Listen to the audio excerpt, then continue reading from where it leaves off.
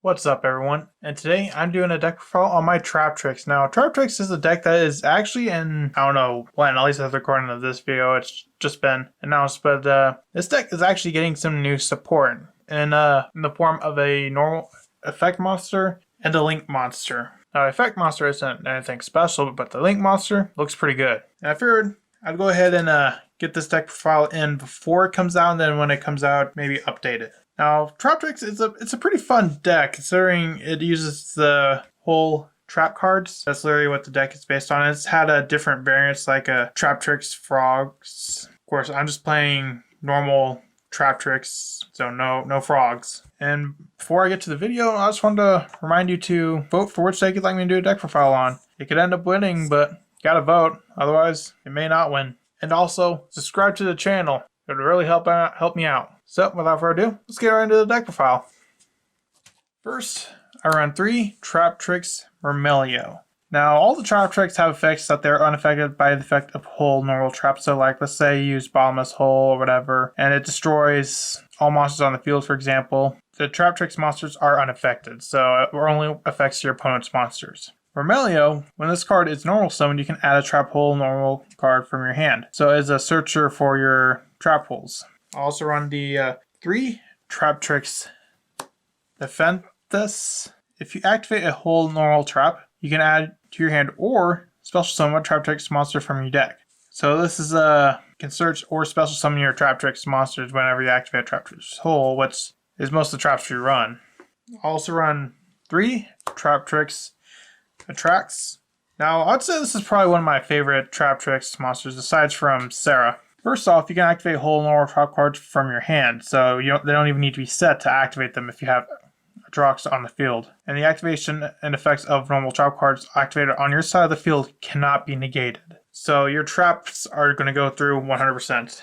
That's pretty good. Next, I run 2 Dionia. Originally, I had like 3 of almost all the Traptrix, but then I realized I'm opening with too many Traptrix monsters, so I need to cut a couple out, and I did.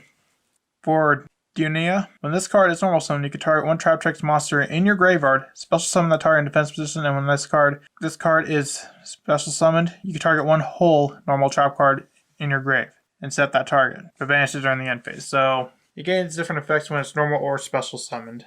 Also run 2 Traptrix Mantis. If this card is normal summoned, you can add a Traptrix monster from your deck to your hand.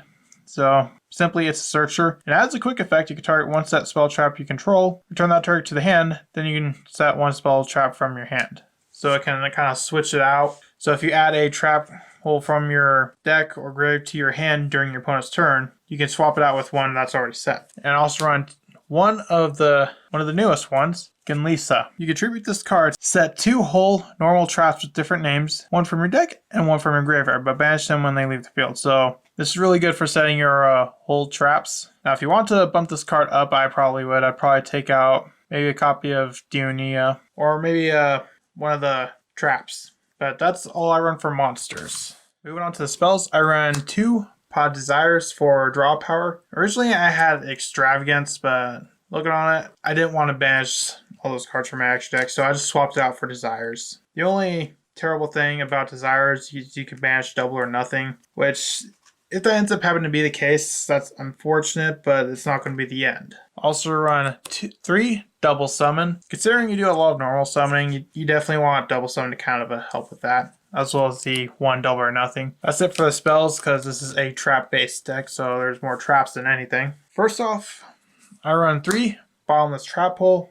When your opponent summons a monster with 1500 or more attack, destroy it or banish it. Which is pretty good, because when you banish, if it's banished instead of destroyed, that can avoid a lot of destruction removal or destruction protection. Also run the 3 Network Trap Hole. When your opponent special summons a monster from the main deck or graveyard, banish it face down. So now it's completely out of the game. Also run the 3 Traptrix Trap Hole Nightmare. When a monster that was special summoned this turn activates this effect on your opponent's side of the field, negate the effect, and if you do, destroy it. Also run 2 Time Space Trap Hole. When your opponent special summons a monster from the extra deck, shuffle that monster into the deck.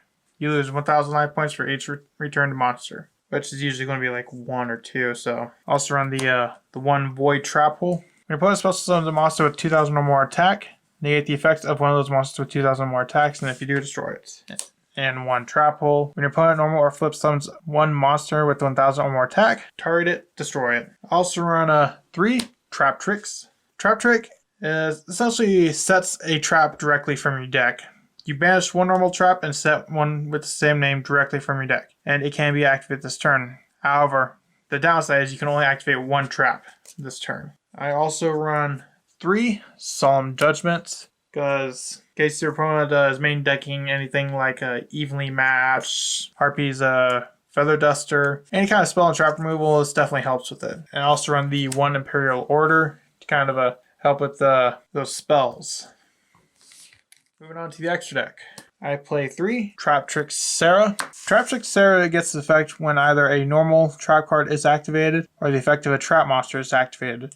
And if you activate a normal trap, you can special summon 1 Traptrix monster from your deck, and if you activate a Traptrix monster effect, you can set a whole normal trap. So whichever one you activate, you can set or special one of the opposites. Also run 3 Traptrix Rafflesia. Rafflesia essentially sends a trap hole from deck to grave and becomes that effect. Also run 3 Traptrix Olomoris. This is also one of the new cards out of Eternity Code. Can Lisa come out of the same set? I don't know. However, Olomoris has two different effects like Sarah. First one, you can attach 2 materials from this card to special summon 1 level 4 insect or plant monster from your graveyard. So this works with the Traptrix because some of the Traptrix are insects and some of them are plants. Don't know how they're insects, but oh well. If an opponent monster leaves the field because of your card effect and is now in the graveyard or banished, you can attach 1 material from this card, target one of them, special summon it to your field. So it's really good at extending as well as taking one of your opponent's monsters, so that's pretty good.